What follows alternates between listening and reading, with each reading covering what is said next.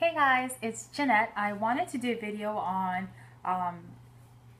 getting a study group and how I and my study group kind of set up our study sessions. So first, pick, maybe 2 or 3 other people that you want to study with. And for the most part, I say try to find people that may have the same schedule, or at least the willingness to meet up on certain days, just so it's not like just so it's not hard to find a time to study. So if you say, let's just always be available to study Monday to Tuesdays, etc. So find a good group of people. I say limit it to maybe 2 or 3 other people.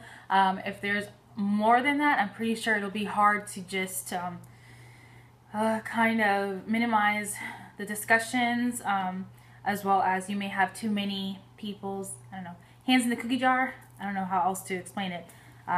But good, my study group is 4, including me, and I have 2 other girls and a guy. So it's really nice. I know the guys in nursing schools are limited, but it's really nice that we have a guy in our study group. I feel like he helps us balance us out, and then he may have different interpretations or just different input that I'm pretty sure has helped us.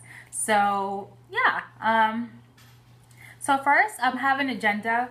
Try to all agree as a group what you want to cover while you guys study. You may want to break it down during chapters or concepts, etc. And you want to start studying like maybe a week or 2 in advance of the exam, just to make sure that you have enough time to meet each other, as well as everyone has their own time to go in and study on their own. So we've kind of designated myself as a reader, or maybe I just took over that responsibility. I tend to read fast, and I guess my team members, they can follow. So that's good. I want to get as much done as possible. So I tend to read the questions, and then we either discuss it, or if someone has an answer that they want to share, or a good explanation to answer that specific question, then we'll just kind of jump in.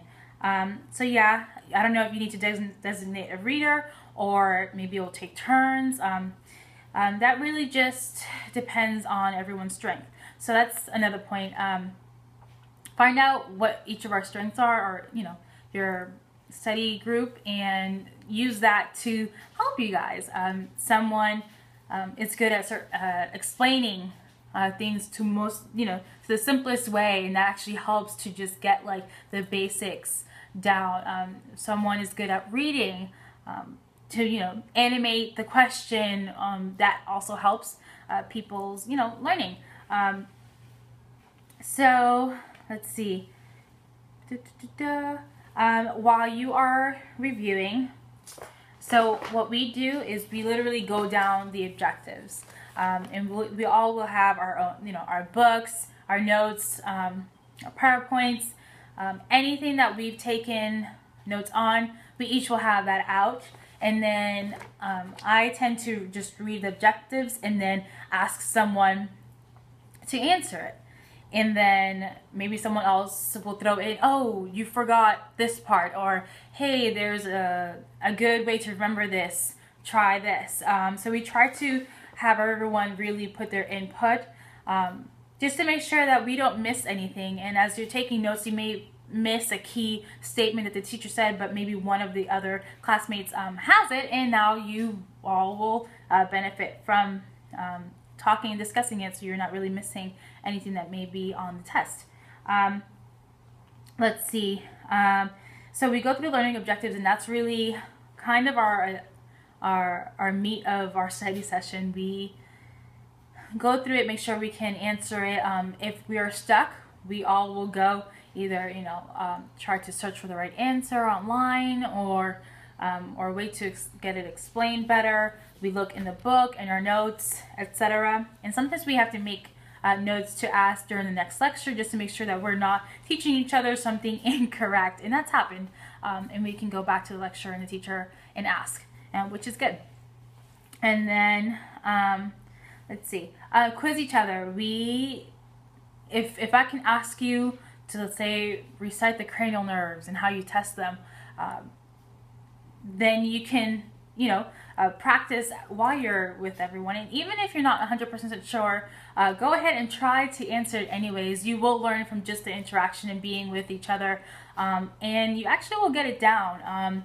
And then we want to make sure that you actually ask every person in your group, and that's why I say kind of keep your group small. So if, all 4 of us will repeat the cranial nerves and how to test them, and it doesn't take too much time.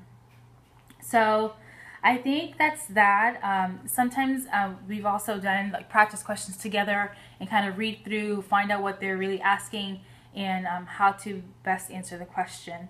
So make sure you have an agenda, pick a good amount of people, go through your learning objectives, your questions, go through your own notes, share how you're remembering things. Let's see. Make sure you quiz each other, ask questions. If you're stuck on something, make a note that that's something you need to focus on your own time. And then I suggest that you don't hold a study session the night before at all. Some people, like myself and some of my group mates, we like to take the night before and just kind of go over our own personal stuff. And sometimes we don't study, or some of us don't study the night before. And if you start 2 weeks in advance, you'll get to be more relaxed before the exam. You'll know more, you'll retain more. So that is how my study group and I study.